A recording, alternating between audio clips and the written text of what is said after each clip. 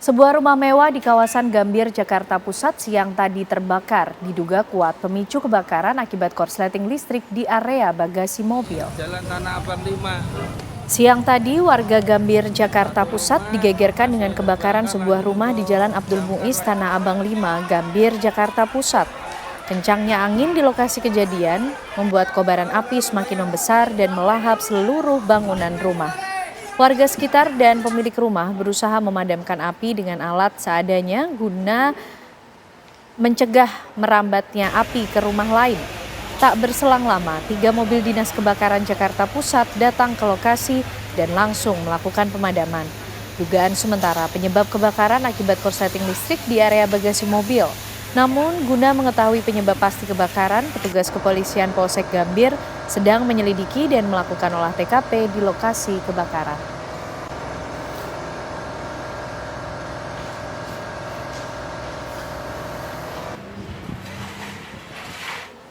Sebuah bangunan gudang bank sampah di desa Kecamatan Mojowarno, Jombang, Jawa Timur terbakar hebat pada Rabu dini hari. Api dengan cepat membesar karena banyaknya material sampah kering dan plastik yang mudah terbakar. Kebakaran diduga berasal dari pembakaran sampah yang dilakukan di tempat pengolahan sampah reuse, recycle atau TPS 3R yang berada Dekat di samping dengan gudang hingga kemudian merambat ke bangunan. Petugas mengerahkan 3 unit mobil pemadam kebakaran untuk menjinakkan api. Setelah sekitar 1 jam proses pemadaman, api akhirnya berhasil dikendalikan. Tidak ada korban jiwa dalam peristiwa ini. Sampah TPA sudah merangkap ke fasilitas umum.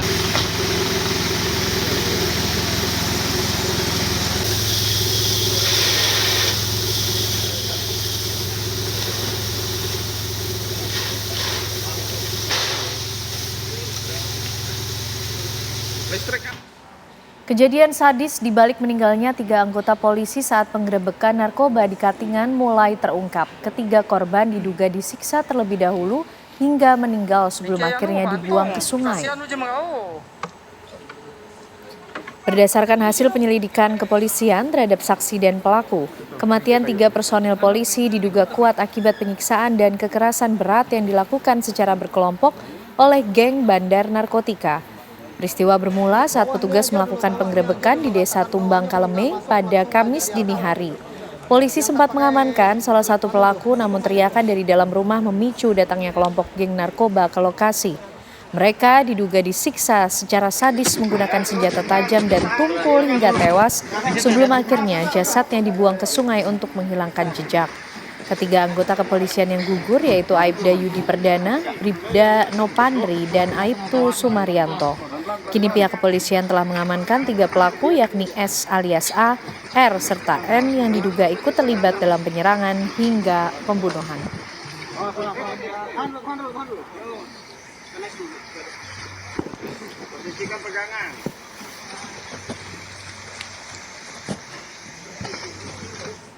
Imigrasi kelas 1 Medan bersama Polda Sumatera Utara berhasil mengungkap kasus penipuan berkedok love scamming lintas negara di Medan, Sumatera Utara.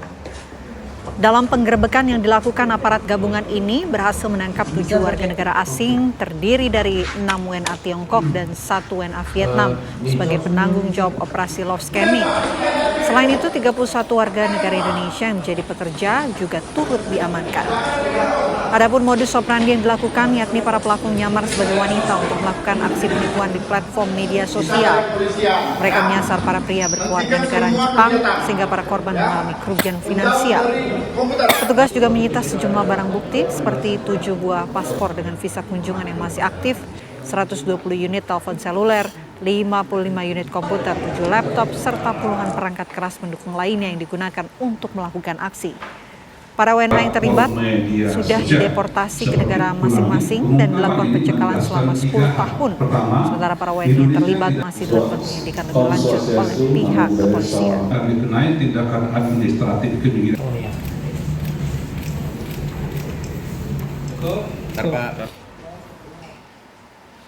Kecemasan masih menyelimuti keluarga 2 remaja yang dilaporkan hilang saat mendaki Gunung Bismo, Wonosobo. Menurut keluarga, Alfi Nurrohmat dan Yufaidin berpamitan menuju Gunung Bismo pada 30 Juni lalu. Mereka hanya membawa perbekalan seadanya serta mengenakan kaos dan celana pendek. Tak pelak, kondisi ini membuat pihak keluarga semakin cemas mengingat suhu di kawasan pegunungan sangat dingin. Dan memasuki hari ke-6 pencarian, ratusan personel SAR gabungan terus menyisir jalur pendakian dan kawasan hutan. Dan selama 6 hari pencarian, keluarga masih menunggu di posko SAR.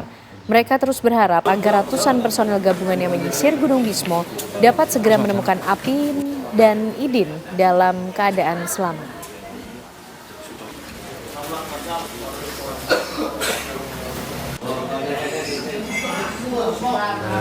30 hari Selasa ya. Itu ada pamitan nggak sih dengan keluarga? Nggak ada pamitan. Nggak ada. Sama sekali nggak tahu kemana gitu? Nggak tahu. Kalau dengan temannya ini yang nama Arifin ya? Arifin. Ya itu memang sering bermain bersama tadi? Sering akrab banget sebenarnya berdua. Kalau kemana-mana selalu bareng. Oh, Idin ini sering main ke Gunung Bismo barangkali Mas? Jarang. Ya pernah mungkin 1 kali ya.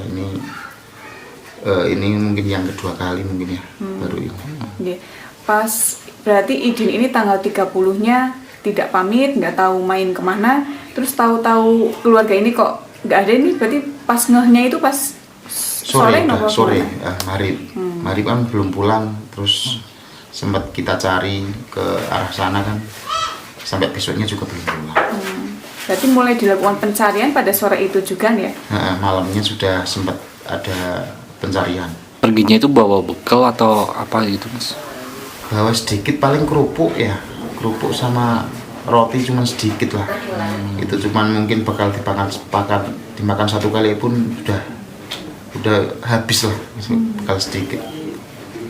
Soalnya nggak bawa perlengkapan apa-apa, itu aja pakai celana pendek, pakai kaos pendek kan. Apin ini sering niki ke Gunung Bismo Bu barangkali? Iya sering, Sering. tapi kalau sendiri itu sudah 2 kali, terus sama kakaknya 1 kali, terus sama Idinnya itu 1 kali.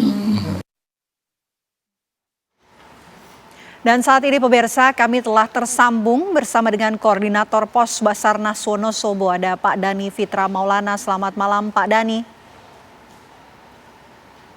Selamat malam. Pak Dhani, kami ingin tahu Pak, bagaimana sebetulnya kronologis hilangnya 2 pendaki di Gunung Bismo ini Pak? Ya, baik, dapat kami informasikan bahwa di tanggal 30 Juni itu kedua survivor ini meninggalkan rumah ya, dan di pukul 12.00 atau sekitar pukul 12 siang itu ada saksi mata yang melihat di area jembatan Kalipreng atau masih di area ladang, dan di tanggal 30 Juni sekitar pukul 13.00 warga kembali melihat itu di area Gubuk Pak Sutar yang kalau kita tarik garis itu mengarah ke arah jalur puncak ke Gunung Bismo. Oke.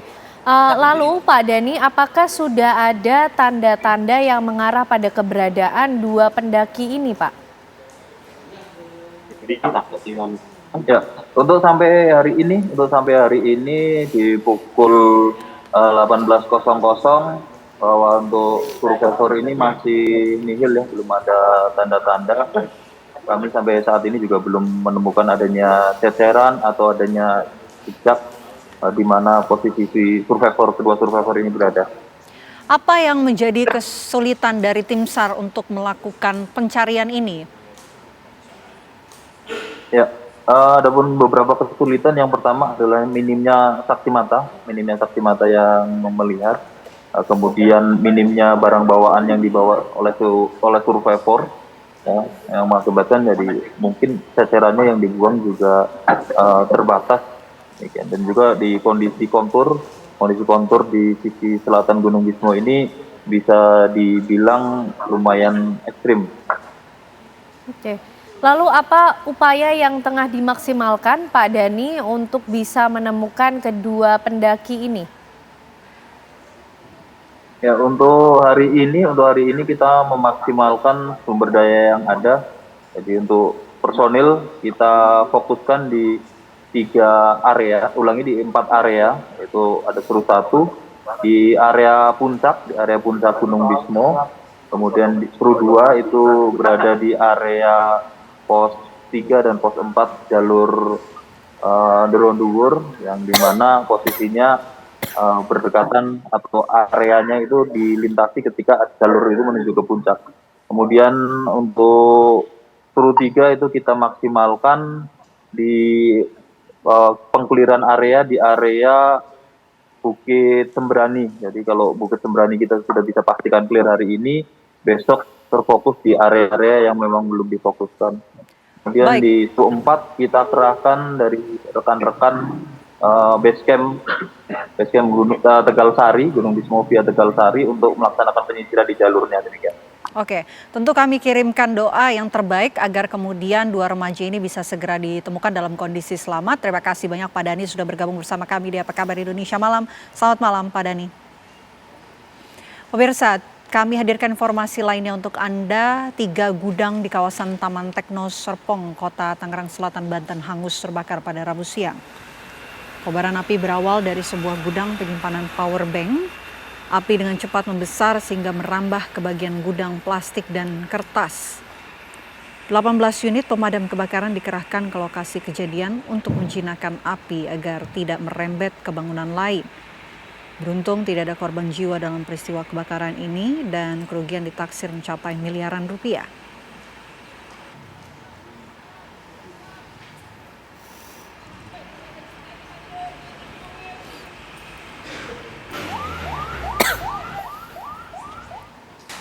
Usai jeda pemirsa, kami masih akan kembali menghadirkan beragam informasi menarik lainnya untuk Anda sesaat lagi. Presiden Republik Indonesia Prabowo Subianto serta Perdana Menteri India Narendra Modi melakukan kunjungan ke candi Hindu terbesar di Indonesia, Candi Prambanan, untuk memantau situs Candi Prambanan yang akan direstorasi melalui kerjasama antara Indonesia dan India. Dalam kunjungannya kali ini, Perdana Menteri India Narendra Modi menyempatkan diri untuk melakukan peribadatan di Candi Prambanan. Usai meninjau Candi Prambanan, Presiden Prabowo Subianto dan Perdana Menteri Narendra Modi meresmikan plakat kerjasama Indonesia-India untuk melakukan konservasi kawasan cagar budaya Candi Prambanan.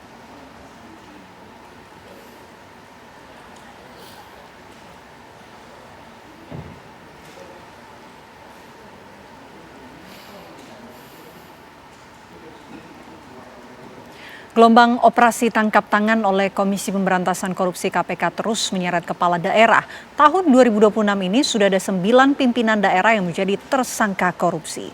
Mereka seperti kejar setoran dengan cara menyimpang. Awal Juli ini ada nama Bupati Langkat, Syah Afandin, yang diduga main suap proyek di lingkungan pemerintahannya. Selengkapnya dalam Ulas Utas, berburu setoran kepala daerah di Ciduk KPK.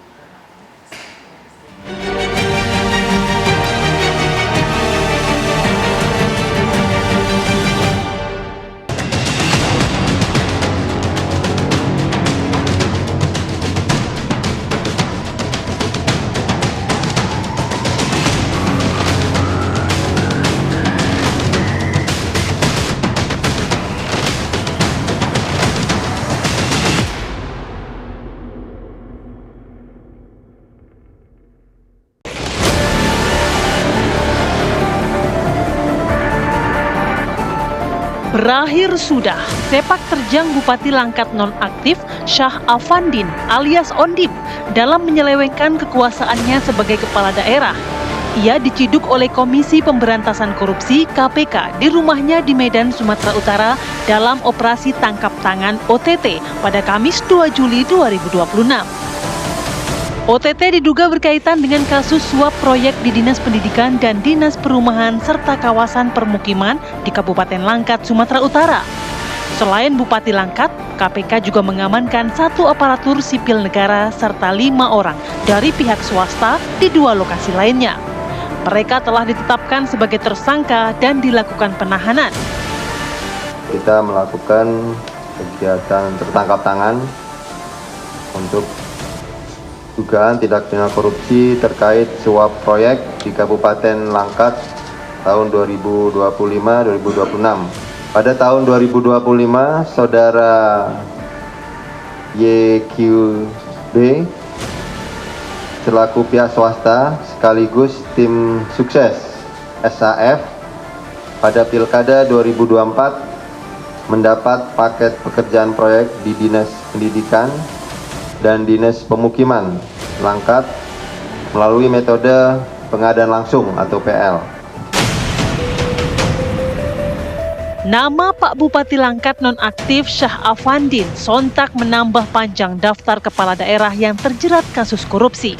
Ya, baru memasuki pertengahan tahun 2026, namun sudah 9 kepala daerah ditetapkan sebagai tersangka oleh lembaga anti rasuah. Bulan Juni lalu, ada Bupati Muara Enim Edison yang terjaring OTT KPK terkait suap pengadaan barang dan jasa, serta Bupati Kuantan Singingi Suhardiman Ambi yang juga bernasib sama menjadi tersangka KPK. Sebelumnya pada 10 April KPK mencokok Bupati Tulungagung Gatut Sunuwibowo yang juga terjerat korupsi. Sementara pada bulan Maret KPK berhasil membekuk 3 bupati, yakni Bupati Pekalongan Fadia Arafik, Bupati Rejang Lebong Bengkulu Muhammad Fikri Tobari, dan Bupati Cilacap Samsul Aulia Rahman. Kita sudah melakukan upaya-upaya pencegahan, ada monitoring, ada bahkan penilaian SPI. Kita sudah berupaya semaksimal mungkin untuk pencegahannya. Sebenarnya jabatan politik ini dipandang bukan hanya sebagai instrumen pelayanan publik ya, tapi sebagai aset ekonomi gitu yang mampu menghasilkan rente gitu. Dengan apa? Ya dengan mungkin pengaturan proyek pemerintah, dengan perizinan, pengadaan barang dan jasa ya, atau bahkan mutasi jabatan birokrasi, atau bahkan pengelolaan sumber daya alam gitu. Modus korupsi para kepala daerah beragam. Ada suap proyek, jual beli jabatan, gratifikasi, hingga dugaan pemerasan terhadap pengusaha. Para pemimpin daerah itu diduga memanfaatkan kewenangan untuk mengatur pemenang proyek, meminta imbalan dari pengusaha, hingga menjadikan perizinan sebagai ladang pungutan. Fenomena ini menunjukkan bahwa korupsi bukan lagi sekedar penyimpangan individu, melainkan sudah menjadi pola yang terus berulang di berbagai daerah. Lalu apa yang membuat kepala daerah terus terjebak dalam lingkaran korupsi? Benarkah jabatan kepala daerah menjadi alat untuk memburu setoran? Ya, berburu setoran itu hal yang banyak terjadi ya di kasus-kasus korupsi di daerah yang terungkap ya. Bentuknya antara lain adalah permintaan setoran dari kepala daerah terhadap para pejabat daerah, khususnya adalah para kepala organisasi perangkat daerah, misalnya kepala dinas, kepala badan gitu ya. Nah, biasanya kepala daerah itu membutuhkan banyak dana ya untuk kepentingan politiknya, untuk kepentingan pribadinya, atau untuk kepentingan ya memberikan sejumlah uang kepada koleganya para pemangku kepentingan di daerah. Sejak era otonomi daerah, kewenangan yang besar disertai pengelolaan anggaran membuka peluang penyalahgunaan kekuasaan. Kepala daerah memiliki pengaruh besar menentukan arah pembangunan, penunjukan jabatan, hingga pelaksanaan proyek strategis. Pengawasan kita ini kan lebih banyak bersifat administratif mungkin ya, belum menjadi pengawasan politik yang efektif. Ya, saya kira ada 3 tantangan ya, kalau nggak mau disebut kelemahan utama. Pertama di DPRD ya. Kan kalau kita mengacu pada konteks di Indonesia ya, dengan katakanlah konsep atau teori check and balance ya, saling menyeimbangkan dan saling mengawasi. Itu kan DPRD seharusnya menjadi pengimbang kekuasaan dari kepala daerah gitu. Fakta yang hingga kini juga tak bisa diabaikan adalah tingginya biaya politik. Meski tak semua kepala daerah lolos dengan modal politik yang besar, namun dalam sejumlah kasus pola inilah yang diduga menjadi awal munculnya praktik suap dan korupsi pemimpin daerah. Faktor utamanya adalah high cost politik, tingginya biaya politik. Yang pertama dalam bentuk kandidasi buying, yaitu membeli pencalonan kepada parpol pengusung, dan yang kedua adalah vote buying, membeli suara pemilih dengan cara serangan fajar atau dalam bentuk lainnya. Nah, 2 pengeluaran haram ini bernilai puluhan miliar bagi seorang calon kepala daerah terpilih. Sedangkan penghasilan sahnya tentu selama 5 tahun menjabat jauh dari itu. Oleh karena itu, para kepala daerah terpilih berusaha untuk yang pertama mengembalikan modal. Yang kedua adalah ingin terus mempertahankan kekuasaan, sehingga ada kebutuhan untuk memupuk modal. Modal yang dipupuk itu akan digunakan untuk kontestasi berikutnya, maupun biasanya kalau sudah 2 kali menjabat, mereka ingin naik level. Kalau misalnya bupati wali kota ingin menjadi gubernur atau ingin pindah jalur di legislatif ya, termasuk ingin misalnya menjadi anggota DPR RI ya, di tingkat pusat gitu ya. Sehingga memang kebutuhan pendanaan politik itu salah satunya dicari dari sumber-sumber yang tidak sah. Membangun sistem saja belum cukup untuk menghilangkan korupsi kepala daerah. Integritas pemimpin menjadi faktor yang paling menentukan. Mereka harus benar-benar memegang prinsip bahwa kepala daerah dipilih untuk mengabdi, bukan memperkaya diri dan memburu setoran untuk politik.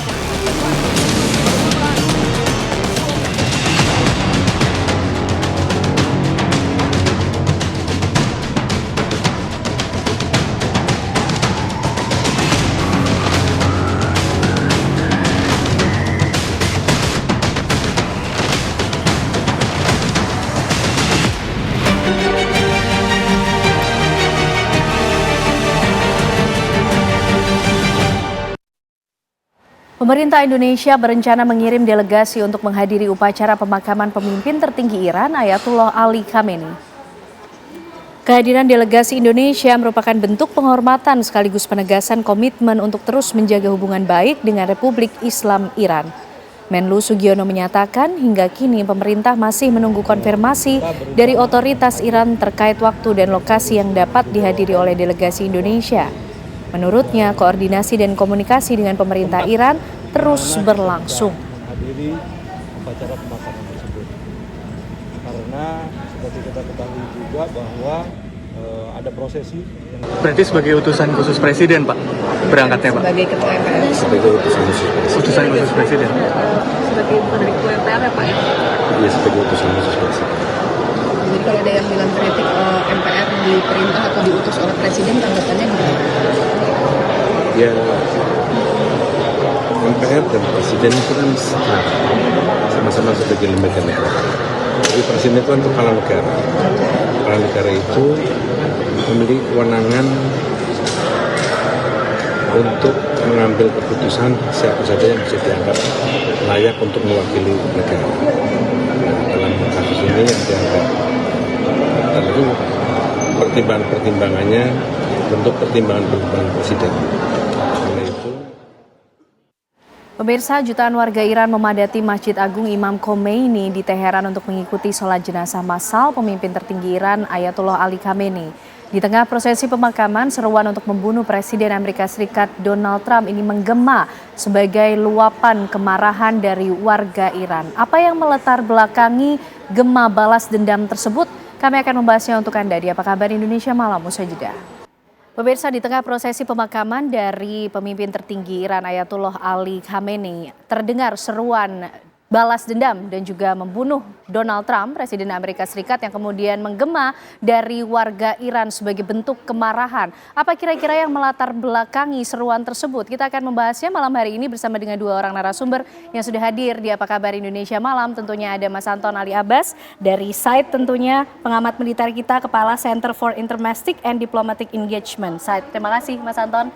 Selamat malam. Malam, Mbak. Sehat ya Mas Anton? Alhamdulillah. Sehat, Mbak. Alhamdulillah. Sehat juga Mas Anton. Terima kasih sudah hadir dan juga membersamai kita malam hari ini ada Bang Pizarro Ghazali, peneliti Asia Middle East Center. Selamat malam Bang Pizarro. Malam Mbak Ken, sehat ya. Sehat.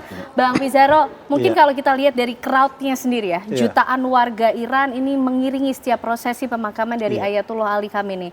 Apa yang membuat sosok dari pemimpin tertinggi Iran ini begitu dihormati? Iya, karena kalau kita lihat ya dari politik dalam negeri Iran, seorang rahbar ya, supreme leader, itu kan dia di atas presiden. Ya, dia posisinya tuh sangat sakral gitu ya. Dan dia bisa menentukan arah kebijakan negara ke depan. Maka dia adalah orang yang karismatik. apalagi kalau kita dikatakan Ali Khamenei ini kan dia sudah menjadi supreme leader itu udah puluhan tahun ya kan, sejak nanti wafatnya Imam Khomeini ya, nanti tahun 89 kemudian diganti oleh beliau. Jadi beliau itu bisa dikatakan sebagai supreme leader yang memiliki jaringan yang sangat luas, sosok karismatik, dia juga seorang ulama di dalam teologi Syiah gitu ya. Maka kematiannya dari Ali Khamenei ini pasti harus disambut dengan begitu sangat besar. Dan pasti Iran kan juga memiliki semangat ya untuk mencoba mengkapitalisasi ini, memobilisasi masa ini. Dan ini kan luar biasa, bahkan sampai 20 juta ya. Dikatakan sampai 20 juta orang tidak takut ada ancaman Amerika kan. Sampai Trump bilang kan saya bisa aja one shot ya. Betul. Sekali tembak semua orang itu bisa tewas gitu. Tapi mereka itu, Amerika juga salah kalkulasi nih. Tadinya kan dipikir mereka itu datang untuk meratapi, sedih, duka cita. Dia mengaku terkejut bahkan melihat ini. Iya, jadi Amerika bahkan salah kalkulasi karena yang ada malah ada pride di situ. Gitu, ada kebanggaan di situ ya untuk mengiringi seorang martir gitu. Jadi Iran ingin memberikan pesan walaupun pemimpin kami sudah martir, sudah gugur, itu membawa spirit baru, semangat baru. Dan jangan lupa, ini kelompok kayak Iran ini kan Syiah kan dia punya aliansi kawasan. Makanya kan menarik, dia tuh sampai diarah ke Irak. Betul. Ya, ke Najaf seperti ya, kota suci Syiah gitu. Ini juga pesan dari Iran, kami ini punya konsolidasi kawasan yang sangat kuat loh gitu. Kami punya memiliki jaringan solidaritas di regional yang begitu sangat masif loh. Kan di Irak komunitas Syiah juga sangat besar. Mungkin 50-50 lah itu sama Sunni ya di sana kayak gitu ya. Dan ini menurut saya yang kemudian ingin diberikan pesan Iran kepada Amerika Serikat bahwa kami siap tempur untuk melanjutkan perjuangan Ali Khamenei ya. Dan bahkan kan menariknya anak-anaknya dari Ali Khamenei ini kan hadir itu, kecuali Mujtaba yang kemudian masih disembunyikan seperti itu. Tapi ini kan dia turun, malah kan ancaman kematian kan membayangi mereka. Kan Israel sudah mengatakan kami akan membunuh keluarganya Ali Khamenei. Karena gini, polanya Israel itu dia membunuh serembengan keluarganya. Lihat Ismail Haniyeh, pemimpin Hamas. Istrinya, anaknya, cucunya aja dieksekusi sama Israel. Ini juga kan dari Ali Khamenei ini ingin dibunuh dari tingkat paling ayahnya, istrinya sampai cucunya kan. Tetapi kan mereka muncul gitu sebagai bentuk solidaritas juga. Kalau masyarakat muncul mereka bersama-sama menyambut mendiang ayah saya, kenapa kami tidak sebagai keluarga gitu. Kecuali Mujtaba memang ada faktor strategis. Karena kalau beliau juga muncul, sedangkan pemimpin-pemimpin militer Iran yang jarang muncul sama ini ya, Fahidi kan nggak pernah muncul. Sangat sekali jarang muncul. Ali Abdullahi. Kalau kemudian Al-Mujtaba juga muncul, kemudian ada eksekusi, meninggal semua kan, tewas semua, akan bingung juga siapa pelanjut tongkat estafetnya. Maka kemudian Mujtaba kemudian tetap disembunyikan sebagai faktor strategis dari Iran. Karena itu juga yang menjadi pertanyaan selama ini ya, kemana perginya Mujtaba, tidak muncul dia dalam prosesi pemakaman dari ayahnya begitu kan. Nah tapi Mas Anton, apakah spirit baru ini yang kemudian melatar belakangi munculnya seruan untuk balas dendam, membunuh Donald Trump yang begitu menggema, atau ada lain yang melatar belakangi? Ya, pertama memang harus dilihat bahwa Iran itu paham bagaimana memainkan simbol dan momentum. Kenapa? Satu, kenapa prosesi pemakaman dimulai tanggal 4 Juli? Kaitannya apa? Kemerdekaan Amerika Serikat. Jadi orang kan mudah mengaseskannya. Ada. Jadi disamain, itu satu. Kedua, kenapa kemudian kalau tadi kita ada jutaan orang gitu ya, itu bagi saya simpel. Kenapa mereka melakukan itu gitu. Jadi kenapa kok ada bahwa emosi masyarakat itu harus disalurkan. Itulah kenapa seakan-akan ada pembiaran gitu. Jadi bagaimana kemudian kok ingin dibunuh segala rupa, bahwa emosi masyarakat karena ini adalah bentuk kecintaan mereka terhadap pemimpin tertinggi. Ini adalah kedukaan, yang namanya kedukaannya karena meninggal dalam posisi yang tragis gitu, dibunuh. Maka itu ada emosi yang meledak-ledak. Emosi itu harus disalurkan. Kenapa? Kalau emosi tidak disalurkan nanti masuknya kepada pemerintah. Itu akan jauh lebih kacau. Gitu. Itu satu. Jadi ada emosi memang harus salurkan. Kedua, bagi pemerintah menjadi penting gitu. Ini lagi-lagi untuk konsumsi domestik. Bahwa mereka kan juga di internalnya Iran kan nggak solid. Tidak semuanya itu pro terhadap pemerintah, kan ada kelompok oposisi. Nah, ini dia. Iya, karena itulah kemudian butuh ada yang namanya musuh bersama. Yaitu Donald Trump. Sehingga kelompok oposisi itu setidaknya ketika mereka melakukan campaign bahwa ini masih ada problem yang sebelumnya ada pembantaian dan lain-lain, ini masih belum selesai, ada dukaan belum selesai, ini setidaknya bisa dialihkan. Kenapa? Dengan adanya kepada Donald Trump. Itu yang bagi saya menjadi penting untuk dilihat. Jadi ini ada cerita tentang emosi masyarakat yang harus dikelola. Selain itu juga adalah bagaimana kemudian pemerintah hari ini Iran itu membangun konsolidasi di internal mereka dengan membangun musuh bersama, dan itu menjadi penting gitu. Jadi itu adalah trik biasa. Dulu kita kasus Di Indonesia juga demikian waktu Pak Soekarno. Kita punya musuh Kita punya problem domestik, kemudian kita bangun ada musuh bersama sehingga masyarakatnya lupa dengan problem domestik. Nah, itu yang kemudian dilakukan. Jadi itu adalah sebenarnya praktik-praktik umum gitu. Jadi bagaimana kemudian fenomena hari ini bagi saya itu ada simbol-simbol gitu. Jadi ada gestur yang bisa kita lihat, kita cermati bahwa inilah sebenarnya adalah urusannya domestiknya Iran. Gitu. Ini nggak lebih dari itu. Jadi tapi bagi saya kedukaan ini memang harus disalurkan emosinya. Kalau tidak, justru akan potensi adalah backfire bagi pemerintah Iran itu sendiri. Kalau misalnya itu tidak salurkan. Backfire seperti apa sih Bang Pizarro yang kemudian bisa muncul ketika emosi-emosi atau kemarahan warga Iran ini tidak tersalurkan dengan adanya tadi musuh bersama yang diciptakan ya Donald Trump? Iya, jangan lupa ya Mbak Ken ya, bahwa perayaan ini kan dilakukan ketika hubungan Amerika Serikat Iran itu masih genting. MOU itu rentan rapuh. Betul. Bahkan Trump terbaru mengatakan dia mengklaim ceasefire is over. Seperti itu ya, walaupun kita nggak bisa memastikan ini omongan serius apa enggak. Karena dia suka berubah-ubah. Hari ini bilang ceasefire, besok bilang batal segala macam. Tapi kan ini juga menjadi pesan bahwa mereka dalam situasi yang sangat riskan gitu ya. Makanya kan kenapa tadi ya butuh aspirasi saluran untuk mengecam kepada Amerika Serikat segala macam. Karena sekarang ini perang Iran sama Israel itu bukan sekedar teknis, ini udah hidup matinya Iran nih. Kayak gitu ya. Bahasanya kalau kita dulu tuh merdeka atau mati lah zaman kita dulu peperangan lawan Belanda gitu. Ini terjadi di tengah masyarakatnya gitu. Dan ini memang perlu disarukan. Dia kan juga untuk show of force. Gitu ya. Makanya kan menarik ini Mbak Ken ya. Yang datang itu ada sekitar ratusan delegasi negara yang datang itu. Ada yang dari Asia Tengah, Taliban gitu ya. Taliban punya konflik juga sama Iran ya kan gitu. Dia datang gitu. Hamas. Apa yang bisa dibaca dari kedatangan mereka? Nah, ini pesan bahwa kami itu tidak ditinggalkan. Iran ingin memberikan pesan kepada Barat, kepada Amerika Serikat. Kami walaupun Anda diisolasi, Anda sanksi, negara-negara itu masih mendukung kami loh. Mereka mau datang, bahkan Saudi kan, wakil menteri luar negerinya, itu datang ya ke Iran memberikan respek, walaupun ada rivalitas di antara mereka kan. Ini pesan menurut saya yang ingin diberi kapitalisasi oleh Iran, bahwa negara selatan-selatan itu bersama kami. Itu tidak meninggalkan kami. Bahkan mereka tidak takut dengan ancaman Trump. Kan Trump pasti ngancem gitu. Kepala negara, Anda jangan ngirim datang kepada pemakaman Khomeini gitu ya. Makanya mungkin yang diusul wakil menteri luar negeri, kemudian utusan diplomatik. Tapi kan at least ya mereka kemudian tetap datang. Karena representasi negara tetap ada representasi negara di situ gitu. Dan ini menurut saya dan ini juga akan mempertebal rasa percaya di Iran jelang perundingan gencatan senjata lagi. Kalau memang ini belum benar-benar berakhir, kan 11 Juli nih jadi Pakistan. Dan ini kan menurut saya ini modal besar, modal diplomatik bagi Iran. Negara-negara, ratusan negara itu di belakang kami loh, berhadapan dengan Anda gitu. Ini menurut saya yang ingin disampaikan Iran dengan mengundang banyak delegasi. Di satu-satu kan di photoshoot, bahkan tingkat parpol aja datang. Di Turki kan ada parpol kecil aja itu ikut datang gitu ya. Kemudian tokoh-tokoh oposisi di sebuah negara itu aja ikut datang. Jadi dia ingin menunjukkan ini wajah kami sebagai peradaban manusia yang berhadapan dengan peradaban invasi yang dilakukan oleh Amerika Serikat. Saya kira ini yang sedang dicoba dikapitalisasi diplomatik ini bersama Iran dan untuk berhadapan dengan Amerika Serikat. Oke, nah Mas Anton menarik nih bicara soal upaya diplomatik ya. Kita kan tahu Amerika dan juga Iran terakhir tanda tangan masih MOU, belum sampai pada final nih ya negosiasi yang berlangsung. Tapi dengan kondisi seperti ini, kira-kira seperti apa nanti jadinya upaya negosiasi itu, Mas Anton? Karena Amerika juga masih terus menyerang Iran, bahkan 80 kali serangan tercatat sampai siang tadi, begitu Iran juga menolak untuk tunduk pada Amerika. Iya, dan belum sejam ini Trump sudah bilang, saya pikir gencatan senjata sudah selesai. Gitu, dia bilang gitu. Tapi kan problemnya dia bilang ada lanjutannya lagi. Tapi saya tetap mengizinkan Witkoff dan Kushner untuk terus melakukan negosiasi. Walaupun saya lihatnya itu adalah buang-buang waktu saja, gitu ya. Tapi bagi saya itu menjadi menarik karena satu gaya statementnya Trump itu dimulai dengan I, artinya dia personal. Itu satu.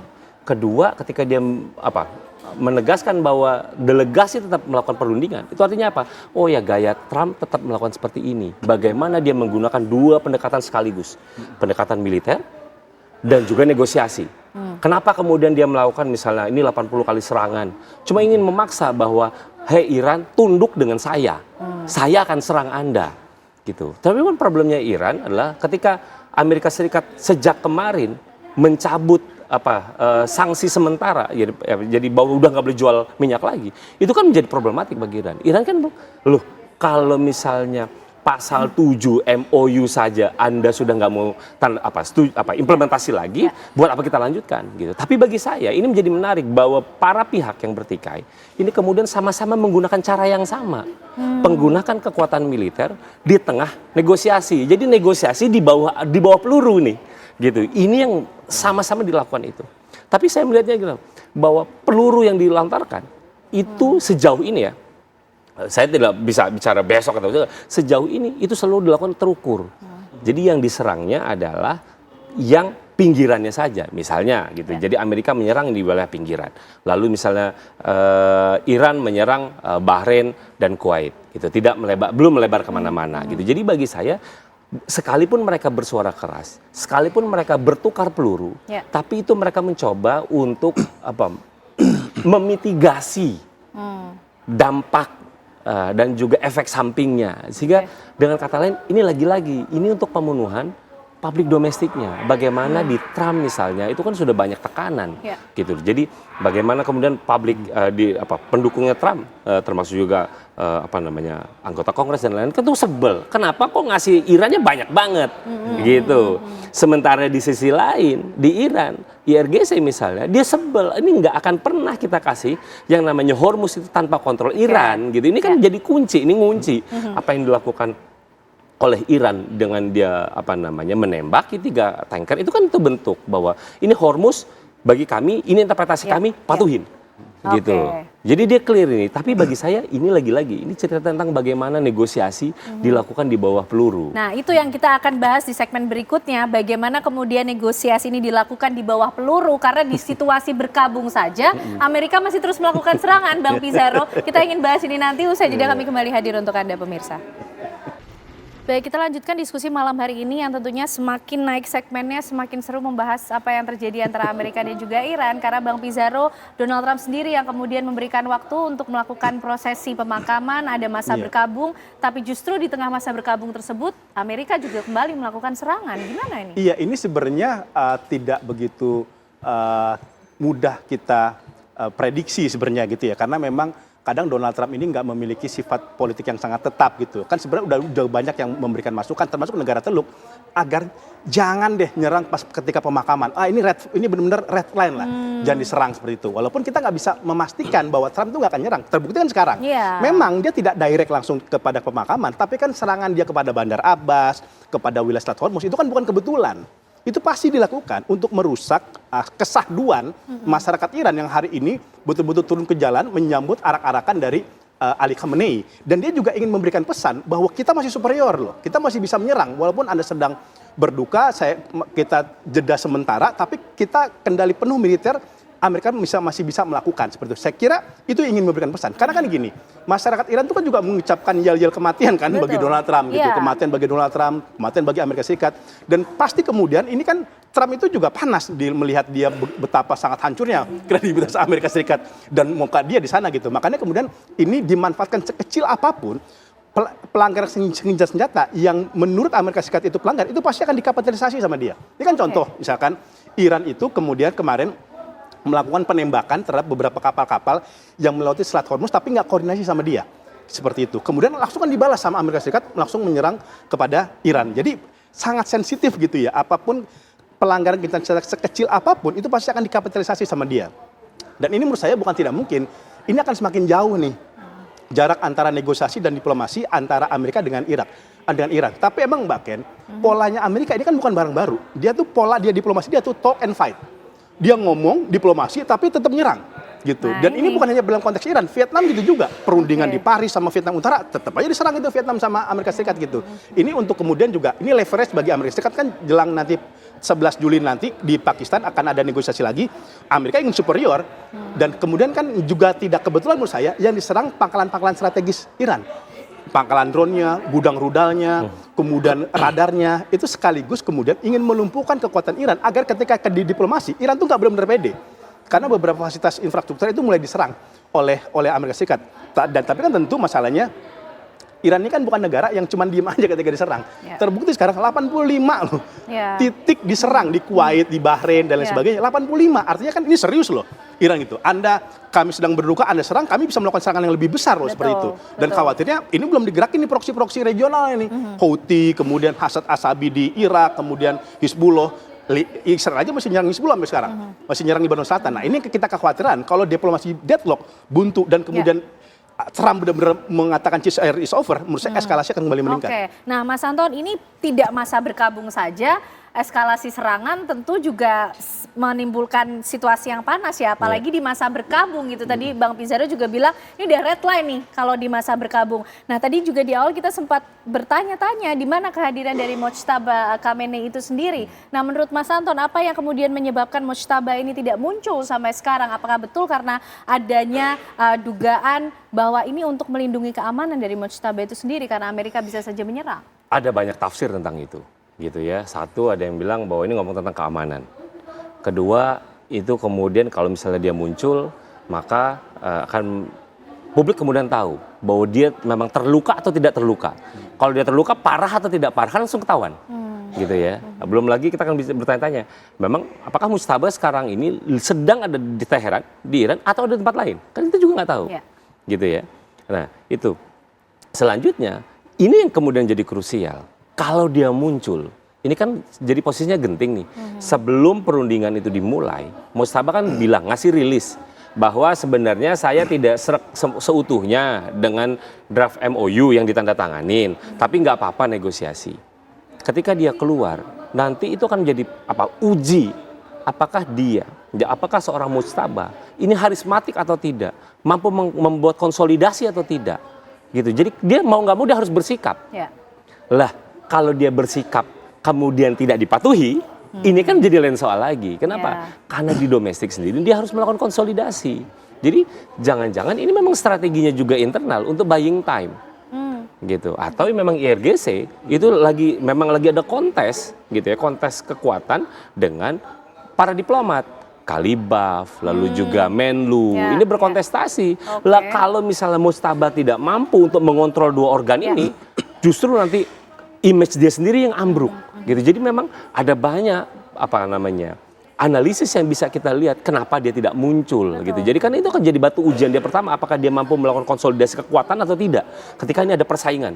Ini IRGC dia ingin mengontrol secara penuh gitu, dan dia apalagi ada faksi garis keras yang menolak gitu, sementara yang di sisi lain diplomat ngotot ingin menyelesaikan itu terus. Loh kalau dia tidak bisa mampu mengontrol, mau kayak apa? Apakah memang posisi dia waktu itu ketika dia bilang bahwa dia tidak setuju sepenuhnya, lantas dia mau pro kemana?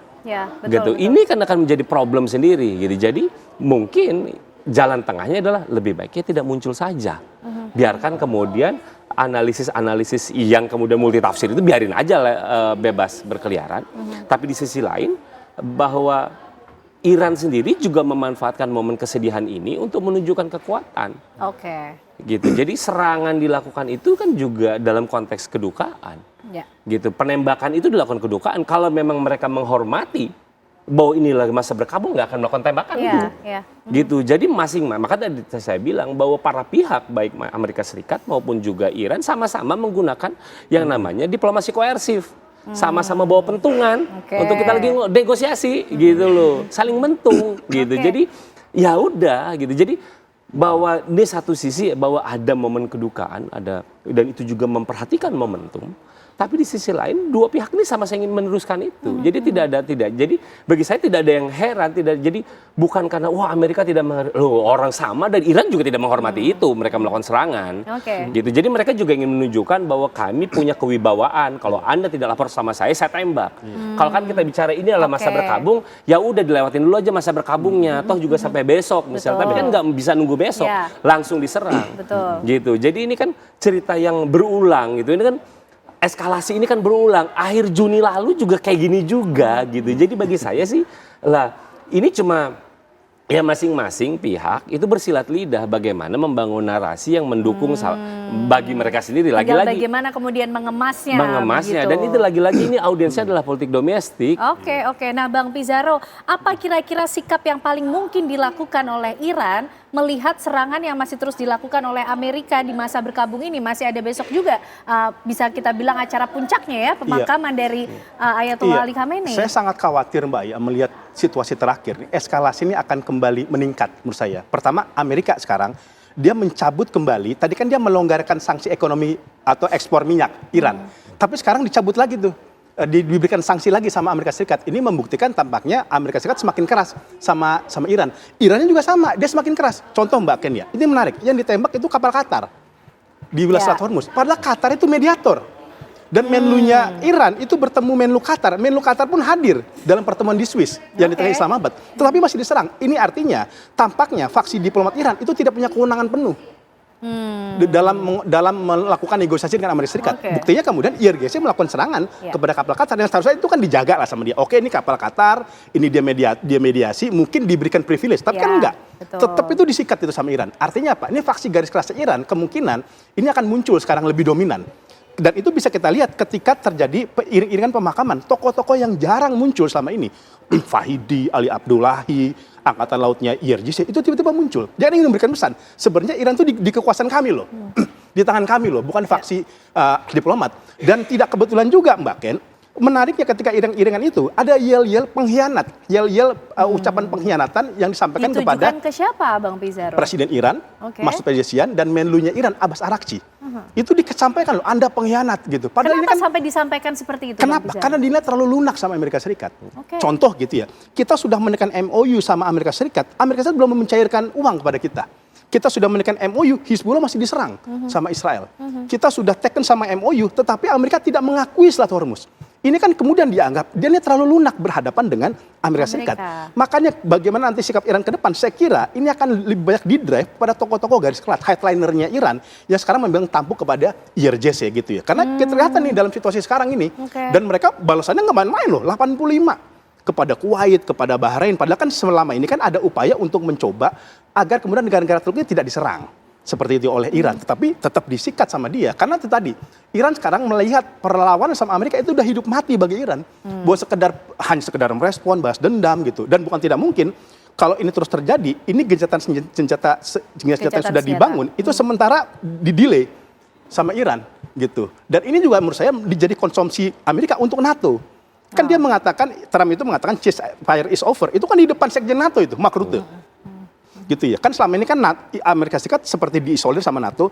Dan ini kayak upaya dari Amerika Serikat untuk mengkonsolidasikan lagi kekuatan NATO. Dengan memakai bahwa Iran melakukan serangan kepada koalisi-koalisi kita, negara-negara Teluk. Seperti itu. Kan ini kan memang terjadi karena pasal 5 itu. Ada multitafsir kan. Mazhabnya Teheran mengatakan ini wilayah Selat Hormuz dikendalikan kita. Tapi mazhabnya Washington mengatakan, oh Anda cuma ngatur teknis. Keluar masuk lampu merah gitu. Bukan mengatur kendali. Nah ini menurut saya ini akan menjadi situasi yang rumit ke depan. Nah kalau menurut Mas Anton tadi ternyata ada kontestasi di dalam tubuh Iran sendiri begitu kan. Nah kira-kira dengan kondisi itu Mas Anton, sikap apa juga yang paling mungkin dilakukan oleh Iran untuk menghadapi serangan? Mungkin ada pandangan yang berbeda dari Mas Anton? Tapi bagi saya memang yang namanya fungsi diplomat ini faksi diplomat itu juga memang akan menggunakan gitu ya, akan menggunakan faksi garis keras adalah untuk sebagai cara penekan kepada Amerika Serikat. Bahwa kami itu tetap melakukan balasan walaupun itu di luar kontrol kami gitu ya. Kami akan tetap melakukan balasan. Gitu. Itu satu. Karena walaupun juga dari sisi fungsi diplomat itu juga akan pusing karena mereka cuci piring ya kan. Tapi bagi mereka itu menjadi penting untuk apa? Untuk menjaga leverage bahwa kami itu tetap akan selalu akan melawan.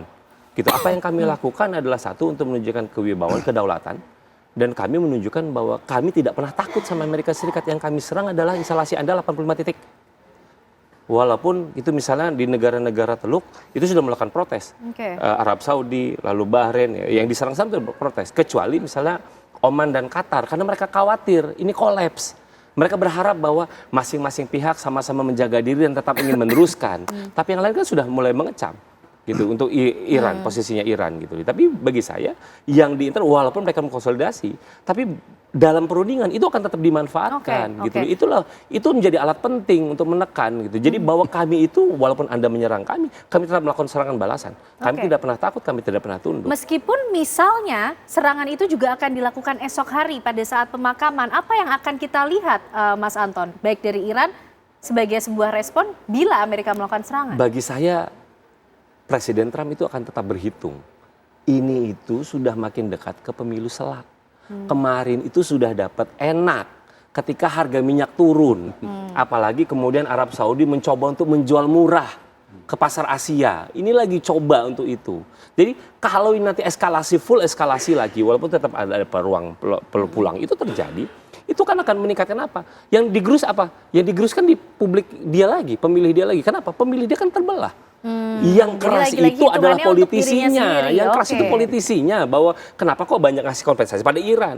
Kalau publiknya, kan mereka yang menderita soal harga minyak naik. Jadi ketika minyaknya sudah mulai turun, lo kenapa mau naik lagi? Mereka nanti perangnya gara-gara dampaknya itu. Jadi bagi saya, Trump itu akan, makanya kemudian ketika mereka melakukan serangan itu mereka akan coba untuk mitigasi. Gitu, mitigasi apa? Dampaknya. Ini agar misalnya ketika tadi bilang bahwa ceasefire is over gitu dalam konteks dia, itu kan harga minyak dunia langsung naik 6%. Gitu kan, tuh dampaknya kan bukan hari ini nih, besok gitu. Jadi seberapa kuat Trump?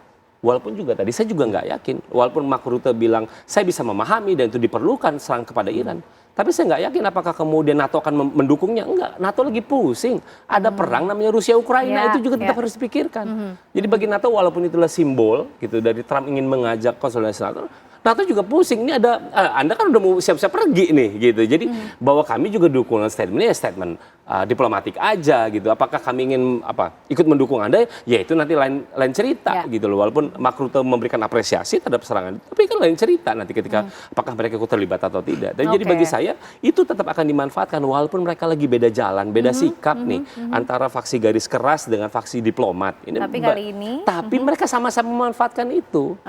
Gitu. Itu bagi saya sih ya namanya kita akan bisa ngelihat sejauh mana gitu ya diplomasi koersif yang dilakukan oleh dua belah pihak ini akan berujung pada eskalasi atau memang gaya eskalasi gitu sampai nanti nih mau ulang tahun kita 17 Agustus ini kita nanti akan seperti itu. Nanti akan seperti apa template-nya begitu ya. Nah, tapi Bang Pizarro kalau eskalasi serangan antara Amerika dan juga Iran terjadi, efeknya akankah juga mengalami peningkatan dari negara-negara di kawasan, Bang Pizarro? Iya, pertama gini, konstruksi negara kawasan itu GCC itu lebih mendorong deeskalasi.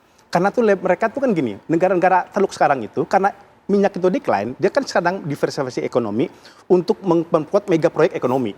Ya Oman punya visi 2030, 2035, Qatar Saudi punya 2030. Jadi mereka sangat tidak mau kemudian ini dikorbankan.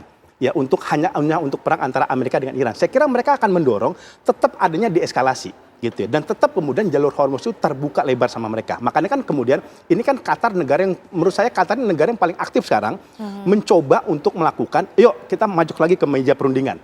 Gitu ya. Bahkan ketika kemarin saling serang yang jilid pertama nih belum serang, itu kan Qatar yang sangat inisiatif, ada jalur komunikasi langsung antara Iran dengan Amerika, tidak lagi ditengahi oleh mereka. Seperti itu. Jadi itu sikap dari negara-negara Teluk gitu. Walaupun negara-negara Teluk pasti juga ini juga tidak sepakat dengan Iran ketika mereka kemudian Amerika menyerang, Iran melakukan serangan balasan kepada negara-negara Teluk gitu. Karena kan yang banyak khawatirnya adalah serangan kepada pangkalan-pangkalan Amerika Serikat itu juga akhirnya terdampak atau menyasar warga sipil.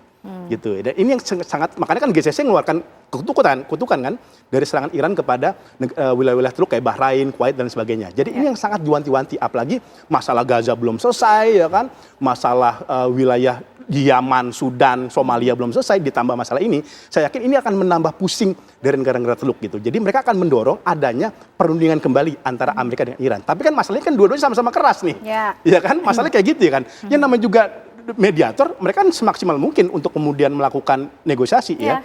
Tapi kalau kedua negara masih keras, apa boleh buat seperti itu. Nah makanya emang ini perlu diplomasi yang sabar, nggak bisa cepet. Kalau Trump kan pengennya sehari semalam itu jadi itu barang. Gitu. Iran menyerahkan uraniumnya, melepaskan kendali Hormuz, melakukan Hizbullah. Tapi kan sulit. Iran itu kan justru pengen buying time sampai dekat kepada pemilu sela itu dia, agar kemudian Trump itu tidak mendapatkan keuntungan dari serangan ini. Jadi emang Iran ingin coba memperpanjang kayak gitu ya. Dan ini kan kelihatan tanda-tanda di Amerika. Itu kan sikap konservatif di Amerika udah mulai menurun. Tokoh-tokoh politisi pro-Palestina aja menang sekarang pemilihan pendahuluan ya. Di New York, di New Jersey dan sebagainya. Dan ini saya alarm bagi Donald Trump. Kalau dia tetap kayak gitu, dia bisa terjungkal. Nah selain membaca Trump, Bang Pizarro, coba kita untuk membaca juga situasi yang akan terjadi besok. Prosesi pemakaman akan berlangsung. Situasi apa yang akan kita lihat? Hari ini saja kita sudah melihat seruan untuk balas dendam itu begitu menggema. Besok seperti apa? Iya, pasti kalau dalam konteks Iran, mereka ingin memastikan adanya perdamaian di hari H gitu. Karena ini kan ini momentum yang sangat bersejarah. Mereka tidak ingin terjadi ada eskalasi seperti itu. Mungkin Donald Trump juga mengukur kalau dia kemudian melakukan serangan, apalagi di masa gini ya, ini dampak citra Amerika semakin lama semakin merosot. Citra Trump semakin lama semakin terpuruk dan ini berdampak kepada pemilu setelah. Saya kira kedua pihak semakin masih bisa menahan diri. Tapi jangan lupa ada faktor Israel. Oke. Gitu. Yang bisa saja, false flag Mbak Ken.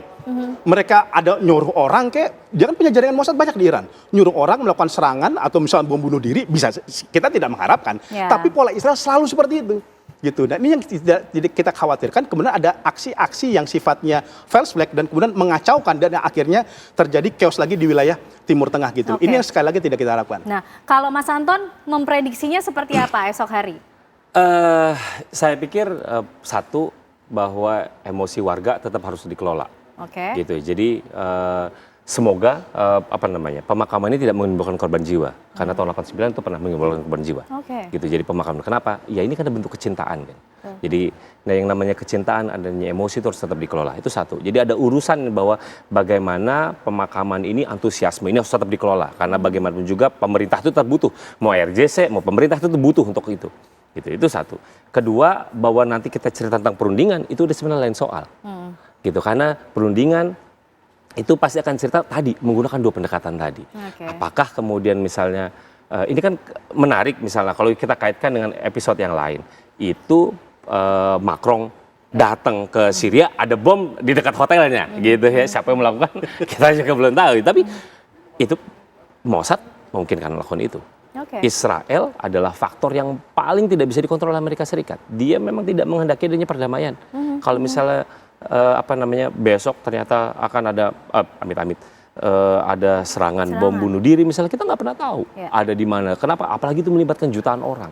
Dan itu ketika itu terjadi di situ, itu kan jauh tidak bisa dikendalikan, gitu ya. Dan itu memang eskalasi yang jauh akan lebih mengerikan kalau misalnya memang akan itu diganggu, gitu ya. Jadi kalau misalnya Amerika memang pengen cari perkara, ya di situ. Tapi siap-siap itu akan susah untuk diobati. Oke. Baik, kita tunggu kira-kira besok bagaimana jalannya prosesi pemakaman. Diharapkan tidak ada korban lah ya yang jatuh dari setiap serangan ataupun juga di proses pemakaman yang akan berlangsung besok. Terima kasih untuk diskusinya malam hari ini Mas Anton, Bang Pizarro sudah bergabung bersama kami di Apa Kabar Indonesia Malam. Sehat selalu semuanya. Dan pemirsa, usai jeda kami masih akan menghadirkan sejumlah informasi lain untuk Anda. Tim gabungan Direktorat Reserse Kriminal Khusus Polda Metro Jaya bersama dengan Korps Pemberantasan Tindak Pidana Korupsi Bareskrim Polri menggeledah 8 lokasi yang berkaitan dengan tindak pidana pencucian uang dan korupsi yang mengakibatkan pemadaman lampu di Sumatera, Asabri dan Krakatau Steel. Sejumlah penyidik terlihat masuk ke area restoran dan tempat penukaran uang yang berada di sampingnya. Selain itu, penyidik juga melakukan penggeledahan di 6 lokasi lain secara serentak. Kabid Humas Polda Metro Jaya, Kombes Pol Budi Hermanto menyatakan penggeledahan merupakan bagian dari proses penyidikan untuk menelusuri bukti dalam perkara tersebut.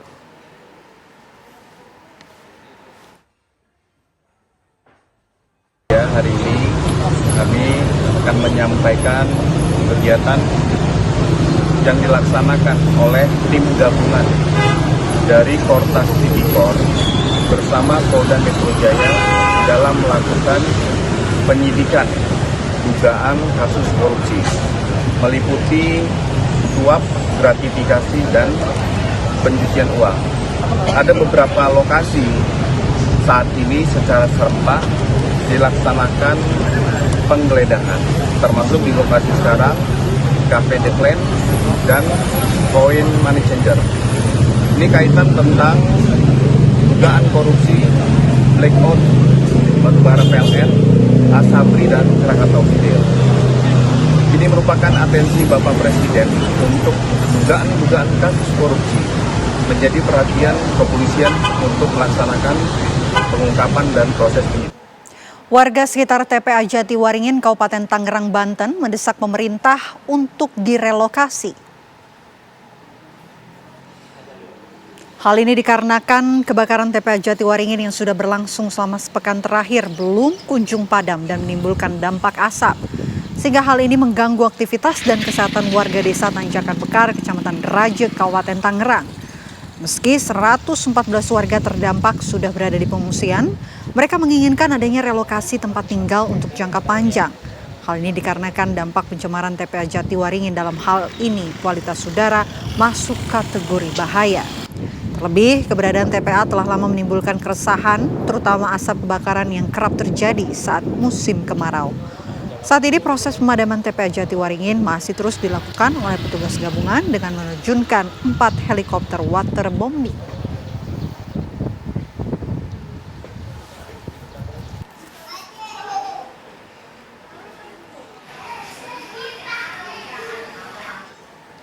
Seorang remaja meninggal dunia setelah terkena air keras saat terlibat tawuran di Jalan Lingkar Selatan, Salatiga, Jawa Tengah.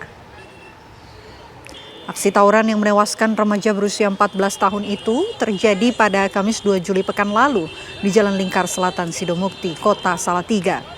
Tawuran itu melibatkan 2 kelompok remaja yang sebelumnya bersepakat melakukan tawuran. Akibat bentrokan tersebut, 4 remaja menjadi korban. 1 remaja mengalami luka berat akibat diduga disiram air keras. Korban meninggal dunia setelah menjalani perawatan intensif selama 4 hari di Rumah Sakit Subarkah.